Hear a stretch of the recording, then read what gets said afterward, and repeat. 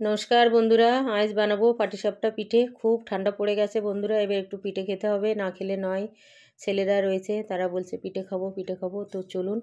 কিন্তু দুঃখের বিষয় বন্ধুরা, আমার কাছে এক নারকেল কোড়ানি নেই, তো আমি এইভাবে নারকেলটা তুলে নিলাম। দেখুন, গ্যাসের আগুনে একটু নারকেলের বাটিটা সেকে তারপরে ছুরি দিয়ে নারকেলটা তুলে, নারকেলের যে পেছনে কালো কালো থাকে ওটা আমি বটি দিয়ে পরিষ্কার করে মিক্সারে ঘুরিয়ে নিয়েছি। এবার আমি একটু এলাচ গুঁড়ো আর দুধ চিনি দিয়ে নারকেলের পুরটা তৈরি করে নিয়েছি। তারপর এখানে 1 কাপ সুজি, 1 কাপ ময়দা, 1 কাপ চিনি, একটু সামান্য আর কি নুন আর একটু খোয়া ক্ষীর দিয়ে একটা স্মুথ ব্যাটার তৈরি করে এই তো আমি সুন্দর করে নারকেলের পুর দিয়ে সব পাটিসাপটাগুলো ভেজে তুলে নিলাম। দেখুন কত ইজিভাবে উঠে যাচ্ছে। আমি কিন্তু এটা রুটি সেঁকা তাওয়াতেই কিন্তু ভাজছি। দেখুন সব আমার ভাজা এখানে রেডি হয়ে গেছে। এই যে কত সুন্দর, দেখুন কত সুন্দর সব উঠে যাচ্ছে। তো ব্যাস, এই তোমার সব ভাজা হয়ে গেছে, রেডি হয়ে গেছে পাটিসাপটা।